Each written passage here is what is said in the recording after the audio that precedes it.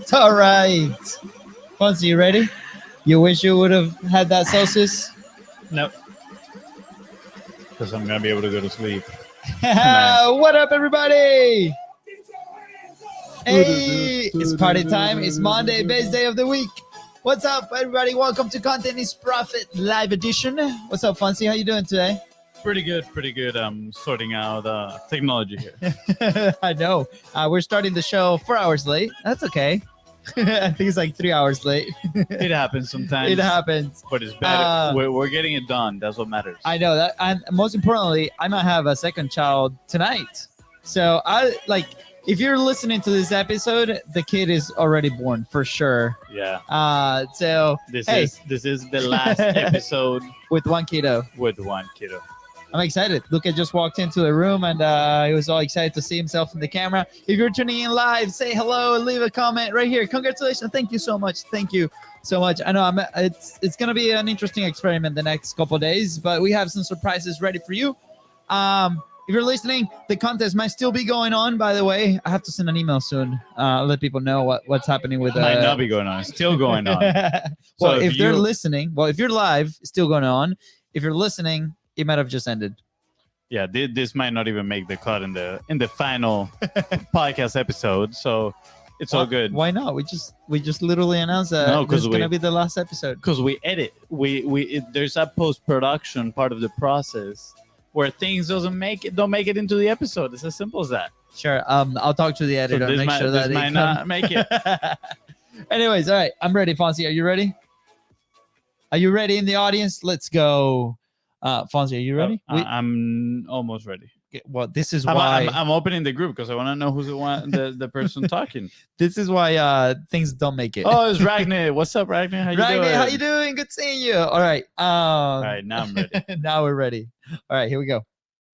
We've got hey, I'm Luis. And I'm Luis. And you're listening to the Content is Profit podcast, where we talk about entrepreneurship, mindset, and of course, how to turn your content into profit. But most importantly, we're here to have a good time with you. That's right. So go to contentsprofit.com to get started today and join this awesome community like Ragnar is doing right now, checking us out inside of the Facebook group. Big shout out. Woo. That's right. What we're talking about today. Oh, baby. When you write the hook, I send it your way. You send it my way. By the way, the clickbait worked. The episode is quickly rising to the top 5 episodes. So you want to hear the slap episode? Go back a few episodes and go listen to it. But today we'll be talking about the how to be nice principle that might be costing you millions. Ooh. Or billions. Or trillions. Possible. I mean, who knows? The story I heard from the guy that was talking about it was millions. But this principle has been the responsibles for at least $500,000 in sales in our business. No, not $500,000, $250,000. I went crazy. A little bit over. I feel like we've been saying over $250,000. Yeah, we need to backtrack and pinpoint that exact number because I feel like we've been saying $250,000 now for over 6 months. No. Yeah. It has been 6 figures before. $250,000, I promise you. Wow. Started a few months ago. This is what the listener is getting out of this right now is that we don't know our numbers. No, that you don't know the numbers. Hey. Well, I'm the one that sees all the spreadsheets. I'm just going to say that. I have evidence in the L10s of our conversations when we said $250,000. Sounds good. A few months back. All right. $250,000. That being said, we're going to talk about that principle. You share away because you're the one that brought it up. I wanna before I say that, I want to hear what you think when you heard that. Heard what? The title. I mean, first I was like, here he goes with his clickbait again. No, I'm kidding. I mean, the how to be nice principle that is costing you millions. I mean, we had a conversation about this, but for me personally, it's something that is kind of like difficult to get in my mind, just because I feel like we're always nice, just part of our nature. Sometimes, maybe not so much in the Sure. podcast, maybe not so much right now, where we're just like throwing shade at each other. I don't understand why. I've done nothing to upset you. I'm not upset. I'm not upset. But when we talk about the how to be nice principle, I think like sometimes people have this perception that business has to be so freaking professional that they leave themselves out of the equation, and by leaving themselves out of the equation, they forget to be nice to the other person on the other side, or build legit relationships with the people on the other side that they're dealing with, and therefore missing the connection, not closing certain deals because again there's no trust, no rapport right there, not a real relationship being built, therefore losing trillions of dollars. You're just making fun of the headline now. Wow. Guys, do not do business with your brother. Please. Everybody asks us in this interview, is like, how do you guys work together? Well, you know what? This is the end. This is the end. No, I think you're right on the money, and I think this is what it is. I mean, last week we were part of an amazing workshop with our friend Amanda Holmes, the Elevated Dream 100, right? And there's a lot of aspects and things that they talk about in that workshop, and one of them is literally how to relate. Right? I remember we're going through the cadence. Don't lower that, because whenever we have the audio, it's very low. People don't listen to it. It's okay. It's meant to be a background song. It's not meant to be the main soundtrack of the podcast. It is the main soundtrack of the podcast. I'm like Nathan right now. Please lower me that. Please lower me that. Anyways, sidetrack. Yeah, sidetrack. Yeah, don't touch the audio. That's my role. I'm the equipment master, dude. I can lower it in post production too. Okay, so well, I'm just saving myself some extra work after I have to edit this podcast. So go ahead, continue. Hashtag struggles of live production. Yeah. This whole fighting today is because we're doing the podcast late, so I guess we're tired from the day. I'm perfect. Fonzie just slept for like 2 hours, so I've been waiting for him for like 2 hours. I am a little frustrated. You weren't waiting for me? I was. I was doing things. Okay, we'll leave that for another episode. Tangent alert. People didn't tune in to see a brotherly bout over here. They tuned in to learn about the how to be nice principle. So continue. All right. So Amanda Holmes is having this amazing workshop called the Dream 100.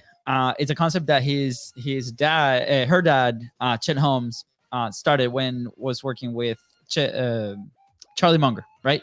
And he ended up running 9 divisions, and he double, triple, quadruple sales in all of them, with a little bit less effort than most, but it was a very smart and targeted effort, right? And the way that this event happens, I don't want to like spoil it, the whole system, right? But it's obviously based on relationships. And right now, what Amanda is doing is bringing this concept to the modern day, right? Because a lot of people, if you've heard of the Dream 100, it was more about like sending like beefy packages and getting people's attention through like mail and build that old school relationship. And the attention that you're trying to get is the attention of your dream buyer. That's a relationship that maybe you think is way too far from your reach, right? And you're trying to get those the one relationship that would change everything in your business, right? So pretty much the context is kind of like the 80-20 rule, the Pareto principle, which is 20% of the people who are spending money with you are probably responsible for like 80% of your revenue. And kind of like that was the situation that Amanda's dad found out in this advertising industry, is that like 20% of the advertisers were the ones that were spending like 80% of the whole money. So he decided to, instead of market to the 80% that barely spends any money, he's like, let me just focus my attention on this 20% of accounts that get the big bucks and that can probably move the needle. Yeah, and keep in mind, right? Like this is all backed by data.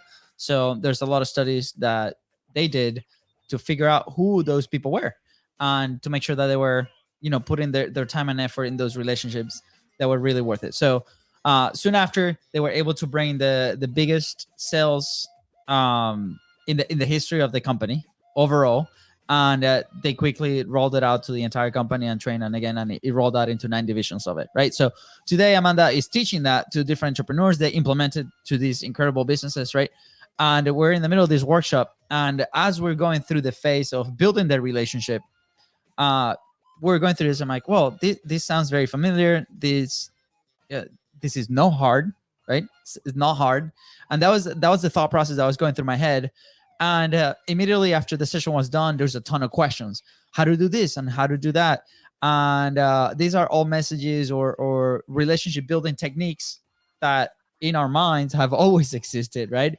But it's literally how to follow somebody, and then how to comment on something, and How to then follow somebody yeah. creepily down the street. How to follow somebody. I mean, in the social media environment, right?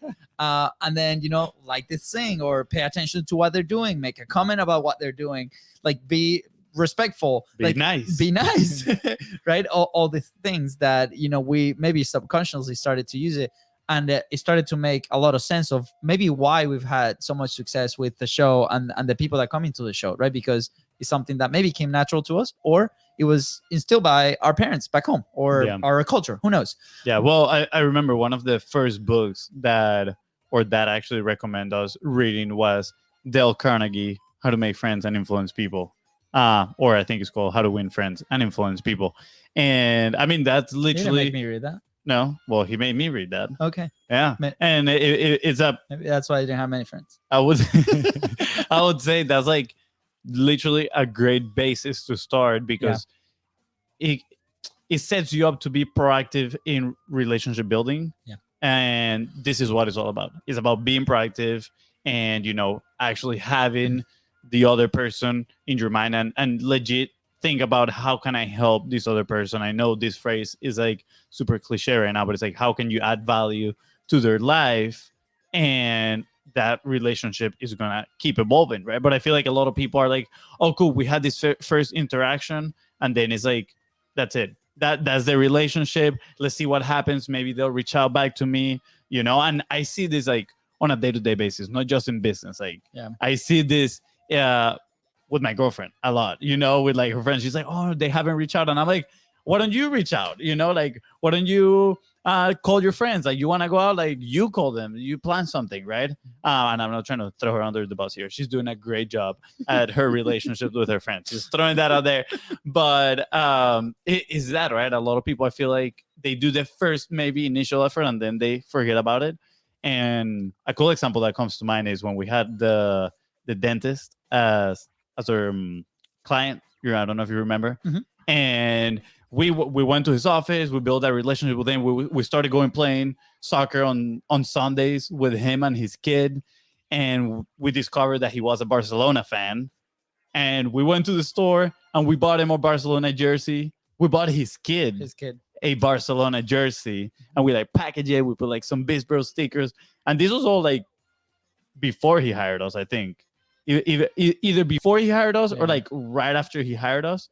And we gave that to him, and man, like, he was so grateful. His kid was like super excited, and it was a great relationship. But honestly, we did it too from like the bottom of our hearts. It wasn't like, oh, let's buy them this to build rapport. It was more like, oh man, they love soccer and they like the team that you like. Let's do something. Let's do something. Yeah, let's do something cool for them, right? Yeah. And I think that's where a lot of people maybe miss the point, right? I think the stat was 95% of salespeople stop after the third contact, right? And obviously, this is part of a sales strategy, right? Because you're going after your top dogs, the people that can change your business forever, the McDaddies, the McDaddies.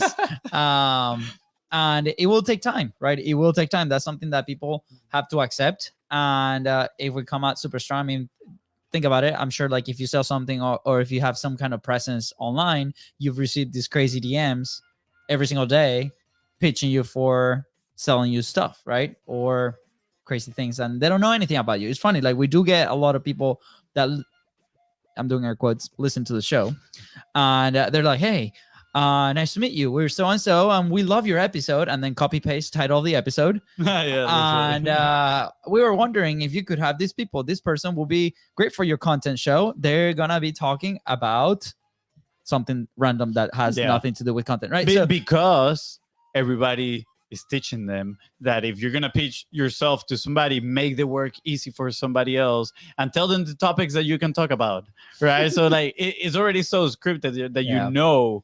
And yeah, like you're saying, like they just copy and paste the title of the episode, and you're like, dude. So I've actually got some outreach where people are like, hey, and is my Instagram handle, and I'm like, bro, I have a name. Like, it's like, and it's funny because, you know, we go back and we're like, hey, you know, maybe let's entertain this idea. We respond by like, sweet, what was the favorite part about about this episode? And silence, right? Yeah, we never complete silence.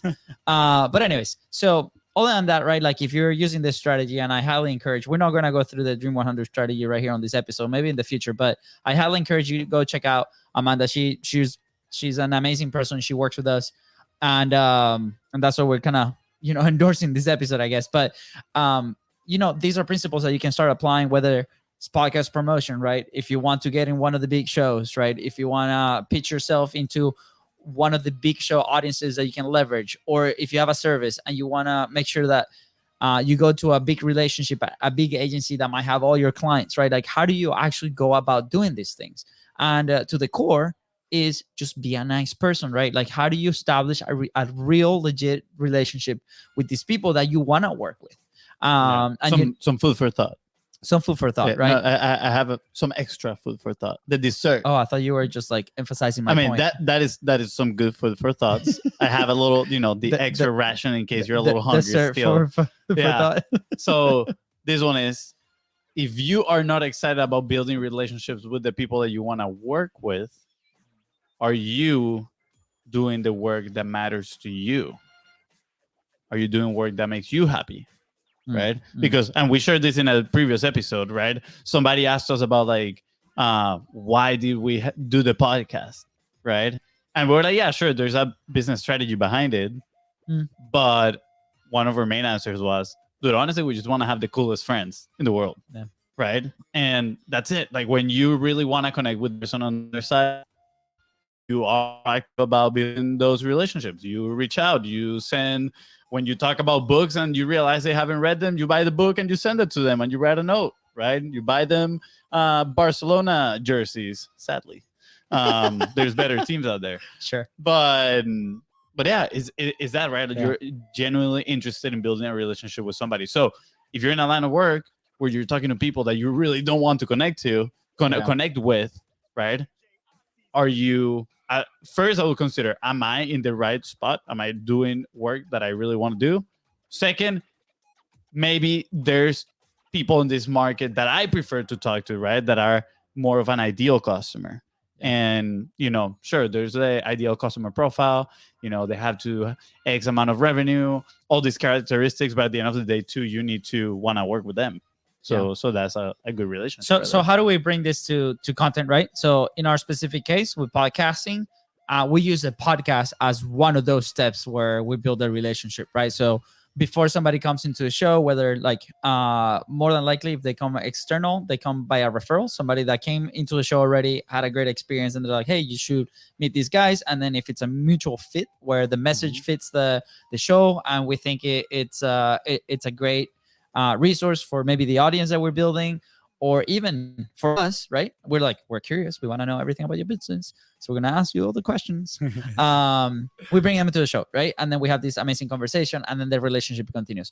Some of the relationships, you know, maybe it ends in the podcast and it's great and we're still friends, but we still earn the right to maybe go ask for something or still be friends. We actually consider like the 200 plus people that we've had on the show really good friends, right? Like we could potentially send them a quick text and hopefully get an answer.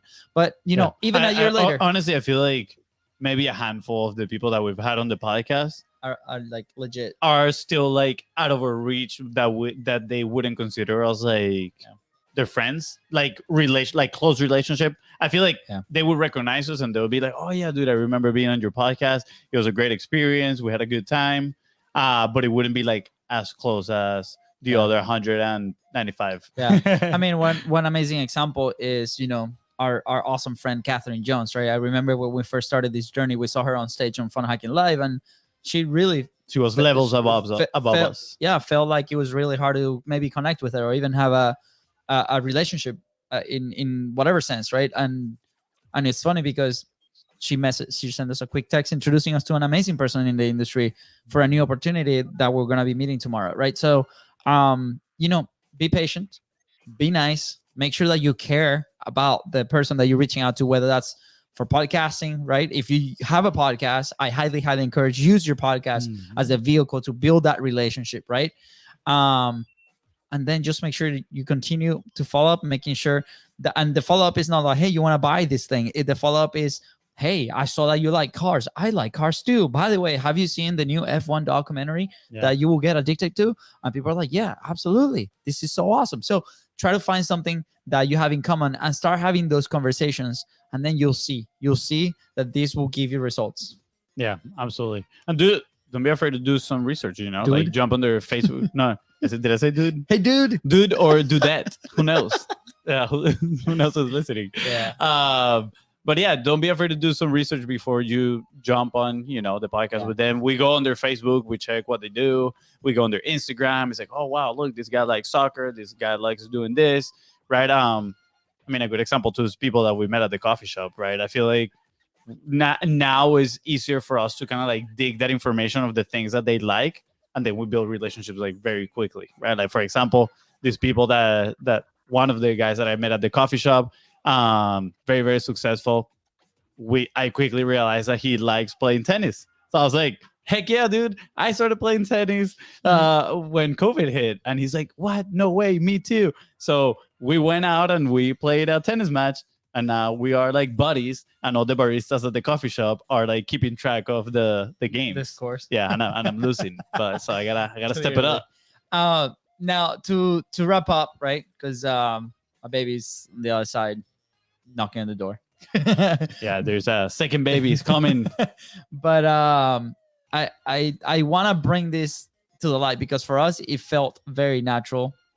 But when I was in this session, the feedback was a lot of people were very confused. They didn't know how to divide or how to separate business or how to unite business with relationships, right? And I remember Amanda calls onto the stage somebody that also this is very natural to them. And it, like just like us, it was very difficult to kind of divide them, right? Like it was the opposite. I'm like, this is how we act, right? So, but also more people were like, we don't understand how we can make this happen. Like, what is the system? What is the script? What is the thing? There's no script. There is no script, and that's the secret, right? And that's the hard work, right? At the beginning. So I highly encourage you to start experimenting. And if you have any questions, feel free to reach out. If you have any questions, come into the Facebook group, right? Contentsprofit.com. It'll take you to the group. And if you have any questions about specifically how to do this Dream 100 strategy, I highly encourage you guys to connect with Amanda Holmes. She's very responsive on her social media. Or just let us know, and we'll refer you to them. Shout out to Amanda. Shout out to awesome. Amanda. Yeah, she's awesome. Anything else, Fonz? No, I think that's it. Just go out there, be nice, make cool friends, and yeah, and just make a lot of money. Yeah, let's go. With that said, guys, thank you so much for tuning into the Contents Profit Podcast. Go ahead and follow the show and in your favorite social media channels and at BIZBROS. Go. That is right. Yeah, I got it. That is today's episode. Help you move one step closer towards your goal. Please don't forget to share this episode with 3 friends and leave a 5-star review. See ya. Success. All right, man. Facebook. Hold on. Selfie time. Wait, how should we do something clickbait? Selfie. Clickbait is selfie. No, una mano así. We need to shake hands. All right, guys. Take care. We'll see you maybe on Wednesday. We'll see. Maybe not. Take care. Bye.